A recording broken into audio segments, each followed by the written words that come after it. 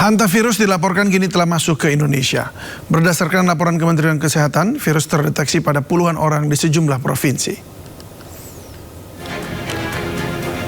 Waspada penyebaran hantavirus, pemirsa. Saat ini Kementerian Kesehatan melaporkan terdapat 2 tambahan kasus suspek hantavirus di Indonesia.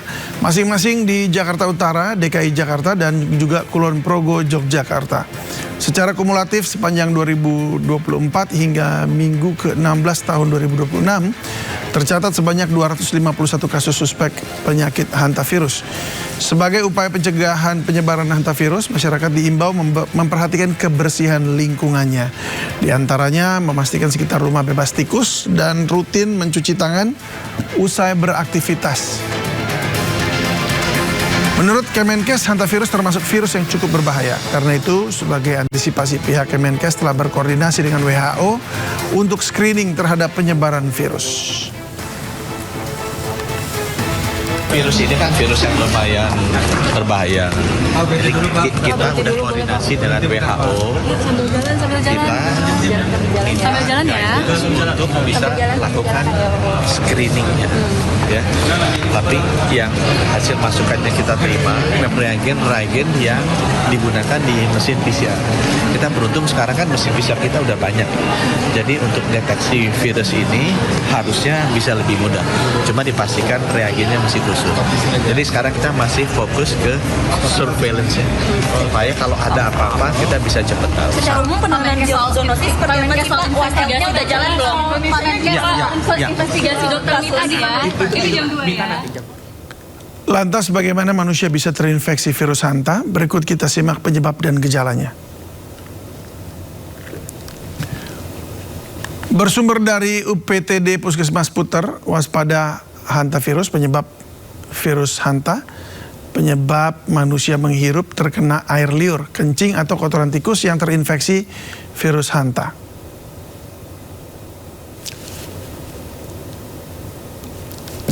Ya, dan gejalanya, pemirsa, pertama demam, kemudian sakit kepala, lalu mata merah. Dan kemudian gejala lainnya yaitu sesak nafas dan ada gejala sakit kuning.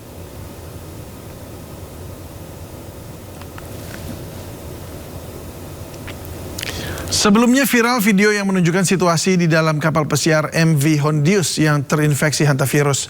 Saat itu sang kapten kapal terekam kamera mengumumkan kematian salah satu penumpang saat tengah berada di perairan Tanjung Verde. Everybody, this is my sad duty to inform you that one of our passengers sadly passed away last night. Tragic as it is, it was due to natural causes. Dalam video yang direkam pada 12 April, sang kapten mengumumkan penumpang lainnya adanya salah satu penumpang pria yang meninggal dunia. Saat itu sang kapten menyebut penyebab kematian adalah faktor alami dan tidak menular. Namun dalam perkembangannya akhirnya diketahui penumpang diduga terinfeksi hantavirus. Tidak hanya satu, namun ada 3 penumpang yang meninggal, yakni 2 warga Belanda dan seorang warga Jerman. Diduga 2 warga Belanda itu tertular virus saat sedang mengamati burung dan mengunjungi lokasi pembuangan sampah. Kapal itu pun disebut sebagai kapal pembawa wabah.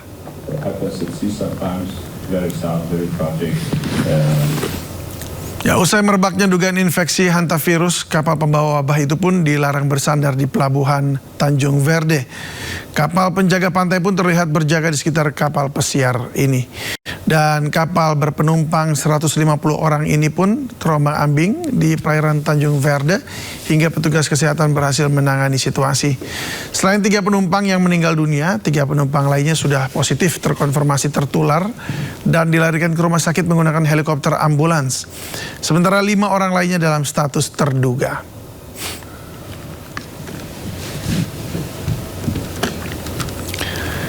Kasus suspek hantavirus kini terdeteksi di Jakarta dan Yogyakarta dengan angka kematian 13%. Apakah Indonesia sedang menghadapi ancaman pandemi baru? Kita akan membahas bersama narasumber epidemiolog sekaligus ahli Global Health Security Griffith University dan Yarsi, Diki Budiman. Selamat sore Pak Diki. Selamat sore Bang David, Assalamualaikum. Ya. Waalaikumsalam. Pak Diki, ada suspek di Jakarta dan Jogja. Apakah ini tanda kita sedang menghadapi silent emergency di kawasan urban? Ya, sebetulnya kalau bicara hantavirus ini bukan penyakit baru, ini penyakit lama, dan dalam konteks Indonesia pun sebetulnya ini sudah lama terdeteksi, artinya suspek bahwa ini ada di beberapa lokasi, misalnya ada kasus-kasus lokal itu sangat mungkin terjadi bahkan di era tahun 2000-an ya, karena sebagai gambaran penyakit ini ditemukannya tahun 1976 di Seoul sana, di Sungai Hantan namanya. Nah, di Amerika sendiri dan dunia maksudnya menjadi sangat serius menyikapi penyakit ini tahun 1993 karena ada kasus yang menyebabkan kematian. Di ASEAN sendiri tahun 90-an ituan atau 1990-an sudah mulai terdeteksi terutama di tikus-tikus yang ada di pelabuhan. Tadi ada antibodi yang artinya berarti sudah juga kemungkinan ada paparan pada manusia karena di pelabuhan banyak sekali tikus. Namun bukan berarti ini akan menjadi seperti halnya COVID-19 ya atau pandemi dalam artiannya, karena bagaimanapun karena dia sudah ada dan juga kita tahu bahwa ini tidak mudah terjadi penularan antar manusia, itu sulit sekali ya. Jadi meskipun ini ada mekanisme aerosol ya, tapi aerosolnya itu adalah karena menghirup kotoran, air kencing, kotoran dari tikus yang sakit ya. Jadi tikus ini nggak semuanya membawa virus ini, tapi tikus yang sakit inilah yang akhirnya mencemari mungkin ada daerah-daerah makanan tentu atau sampah misalnya dan mengering dan terhirup. Nah, namun kalau bicara menjadi potensi satu wabah, kecil kemungkinan karena syarat dari satu penyakit menjadi satu pandemi lah. Pertama tentu nggak ada vaksinnya, nggak ada obatnya. Ini memang terpenuhi untuk hantavirus. Belum ada vaksin, belum ada obat spesifik. Kedua adalah artinya karena dia itu harusnya baru dan belum ada imunitas. Tapi tampaknya untuk hantavirus seberapa, mungkin saya tidak tahu angka ininya karena kita perlu data ya. Tapi beberapa orang terutama yang mungkin sudah pernah kontak ini kemungkinan ada antibodi ya, walaupun bukan berarti kebal seumur hidup ya. Ketiga, nah ini yang paling penting adalah umumnya syarat utama penyakit menjadi pandemik penularannya melalui udara dan itu harus ditularkan dari manusia ke manusia. Ini yang tidak atau belum terpenuhi oleh hantavirus, sehingga syarat inilah yang artinya kondisi inilah yang membuat kenapa hantavirus ini dikatakan prediksinya atau potensinya kecil sekali menjadi pandemi gitu Bang David. Baik, tapi kita mau tahu dulu Pak, waktu itu menurut data yang Pak Diki miliki, hantavirus ini masuknya dari mana kalau ke Indonesia nih? Jadi sebagaimana di negara-negara lain masuknya itu karena ini virus yang membawanya itu dari pelabuhan-pelabuhan. Ya, pelabuhan maksudnya dari kapal laut ini kan membawa produk makanan misalnya. Nah tikus ini kan ya dia ada di kapal itu karena ada makanan sampah ataupun ini yang akhirnya dia bisa bersarang di situ dan akhirnya ketika kapal itu bersandar di pelabuhan-pelabuhan, ya menyebarlah penyakit ini. Itu dan antara lain juga, antara lain kan di Tanjung Priok ya, terdeteksi di Tanjung Priok itu terdeteksinya antara lain selain tikus-tikus yang di pelabuhan itu, ya artinya tikus got gitu ya, atau bahkan beberapa tikus rumah gitu. Nah ini yang ketika dia misalnya ada di tempat makanan atau tempat sampah dan ada mungkin tukang sampah, mungkin juga pembersih ataupun mungkin petugas ataupun orang yang memang datang ke situ menyentuh permukaan-permukaan, menghirup juga ketika berbersih misal gudang, dia tidak memakai masker karena kotoran dan air kencingnya ini terbawa dengan debu terhirup. Nah ini yang akan menularkan gitu. Hanya sekali lagi bukan berarti orang ini ketika pergi ke mana mungkin ke transportasi umum terus menularkan, tidak. Ini kecil kemungkinan terjadi seperti itu untuk saat ini ya, untuk konteks hantavirus yang saat ini. Tapi bukan berarti hantavirus ini tidak ada yang bisa menular antar manusia. Ada yang Andes varian itu, namun itu pun kecil saat ini sirkulasinya di dunia. Nah, artinya konteks saat ini belum pada level yang mengkhawatirkan sebetulnya, Bang David. Berarti sejauh ini orang yang terkena itu selalu karena memang ada sentuhan dengan tikus. Sentuhan dari tikus ya? Atau memang dia digigit atau memang karena ada makanan-makanan yang kemudian atau meja yang kepegang terus masuk ke mulut seperti itu? Ya.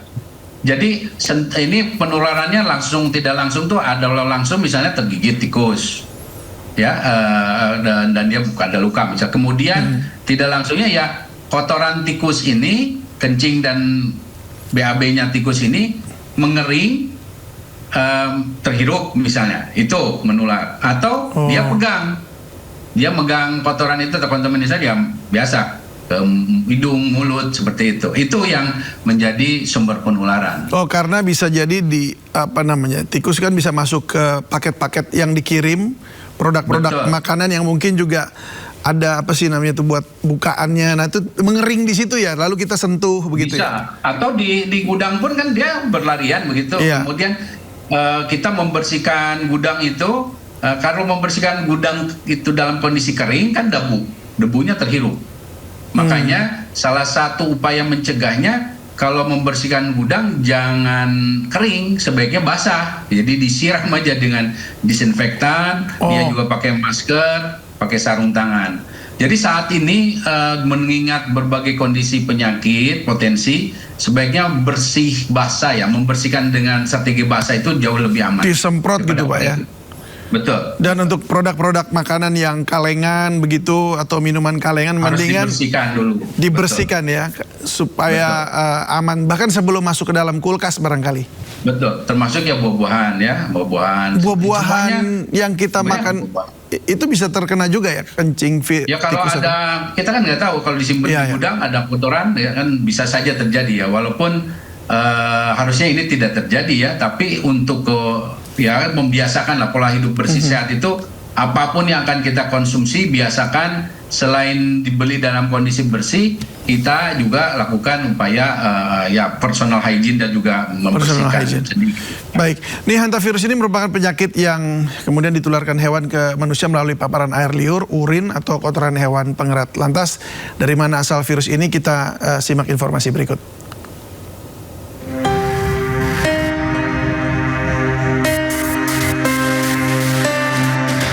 Kapal pesiar MV Hondius yang membawa 150 penumpang dari 23 negara dalam perjalanan dari Argentina menuju Afrika dilaporkan terkena wabah hantavirus. 3 orang tewas hingga memaksa otoritas pelabuhan melakukan isolasi ketat. Lantas, apa itu hantavirus? Masuk dalam kelompok orthohantavirus. Hantavirus termasuk zoonosis, artinya penyakit menular dari hewan ke manusia. Tikus menjadi pembawa utamanya. Di Indonesia, jenis tikus yang terkonfirmasi membawa virus ini mencakup tikus rumah, tikus sawah, hingga mencit rumah. Tikus-tikus ini tersebar di rumah, ladang, hingga hutan. Penularan terjadi ketika manusia terpapar urin, feses, atau air liur tikus yang mengandung virus, baik melalui kontak langsung dengan kulit yang luka, atau membran mukosa, mata, mulut, hidung, maupun lewat partikel debu yang terhirup. Namun hingga kini belum ada bukti penularan antar manusia.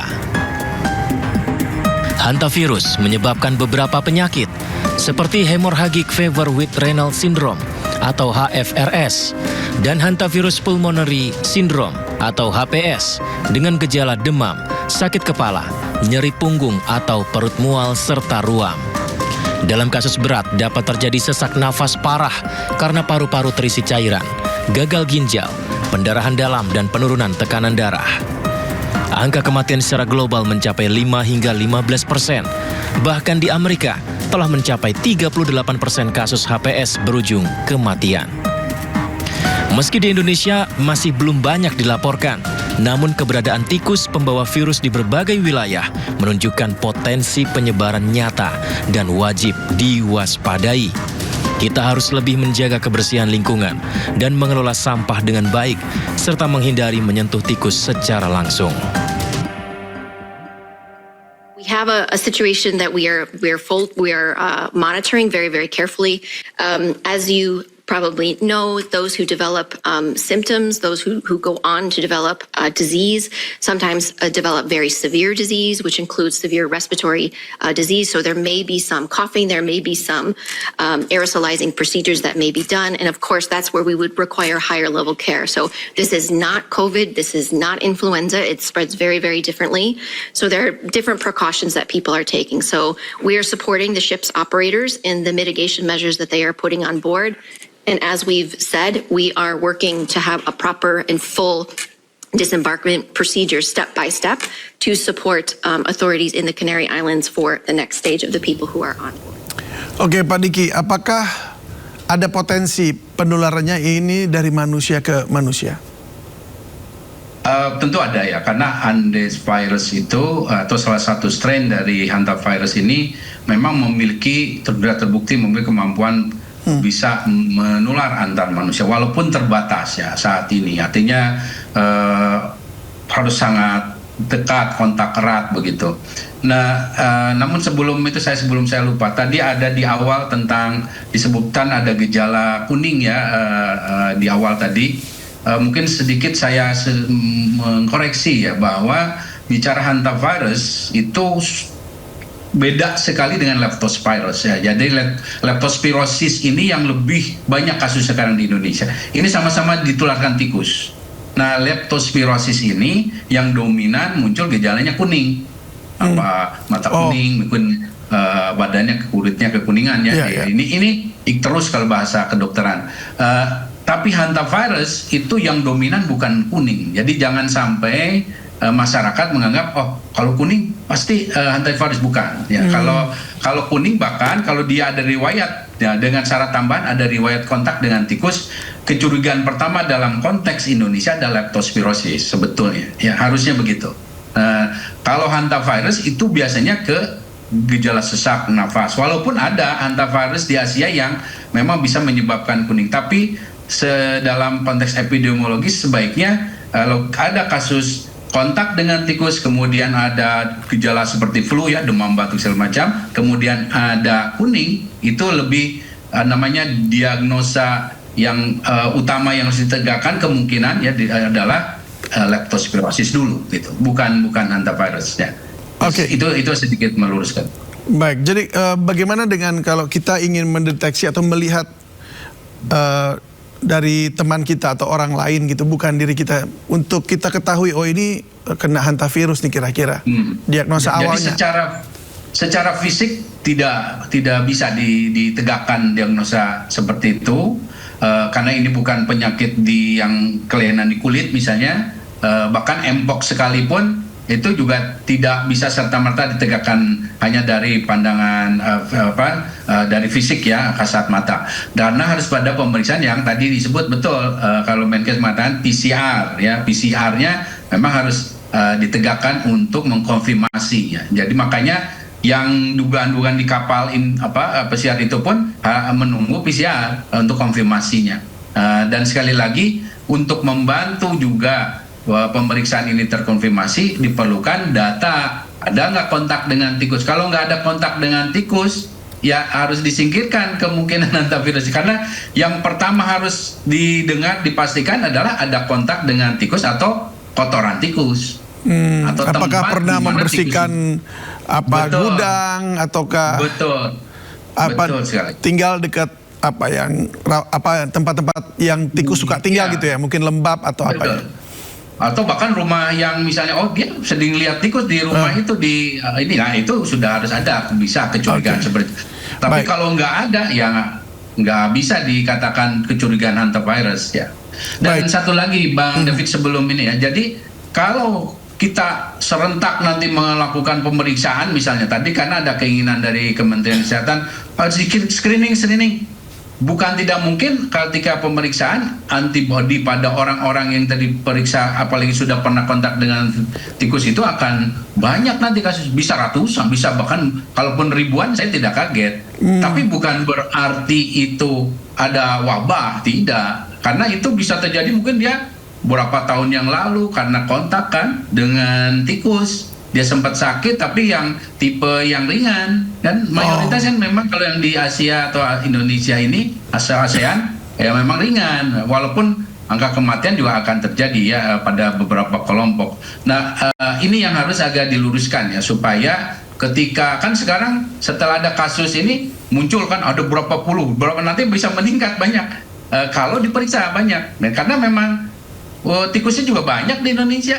Hanya yang harus dilakukan terutama adalah sekarang saatnya supaya ini yang strain yang berbahaya ini tidak masuk ke Indonesia, perilaku hidup bersih sehat di segala aspek harus dilakukan. Itu aja. Itu kalau dari kitanya ya. Tapi kalau dari pemerintah atau dinas kesehatan setempat, apa yang harus dikerjakan tuh? Surveillance ya. Jadi surveillance ini adalah mata elang kita, jadi radar kita. Jadi kita harus bukan hanya pada manusia. Disinilah saya ingin menyampaikan saatnya bukan hanya dunia. Jadi saat ini saya sebagai salah satu dewan pakar untuk One Health and Planetary Health dunia ya ingin mengatakan bahwa saya saat ini di dunia mengajak untuk yang disebut dengan One Health in All Policy. Jadi kesehatan, keharmonisan sehat manusia, hewan, lingkungan itu sudah keniscayaan. Jadi jangan sampai kita hanya berfokus pada manusia, karena yang hewan ini juga harus ditata.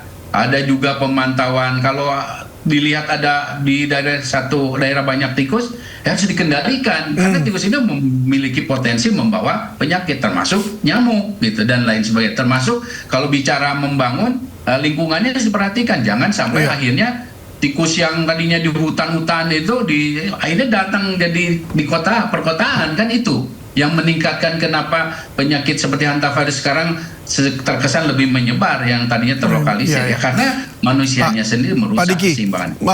Singkat saja mungkin saya terakhir Pak, kalau mereka yang pelihara binatang pengerat lah ya, rodent begitu seperti hamster, lalu apalagi ya, marmut ya. Nah itu kapibara mungkin itu bagaimana? Apakah itu juga punya potensi akan memiliki virus hantavirus ini dan bisa menularkan ke manusia?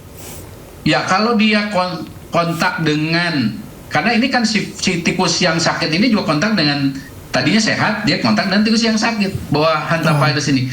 Nah artinya berarti kalau memang ada hewan-hewan domestik gitu ya, seperti yang sefamili ya dengan tikus ini ya, berarti dia harus sangat menjaga gitu. Kalau dia tidak bisa ya sebaiknya ya sudah jangan memelihara itu, mengambil risiko kan. Nah, karena yang harus dilakukan adalah mencegah adanya kontak dari si hewan ini dengan hewan liar, tikus liar. Ini tikusnya tikus liar kan banyaknya. Jadi bukan yang di domestik. Tapi kan kalau tidak dipastikan, tidak bisa memastikan juga lebih baik ya jangan memelihara. Ini yang saya bisa anjurkan. Baik, Pak Diki terima kasih untuk informasinya sudah berbagi bersama kami di Sindo Sore. Semoga ini kesehatan kita semua masyarakat bisa melek kesehatan, menjaga kesehatan diri kita juga, dan ya dinas kesehatan ataupun kementerian bisa juga mengambil langkah-langkah yang preventif begitu. Terima kasih. Selamat sore dan salam sehat selalu Pak Diki.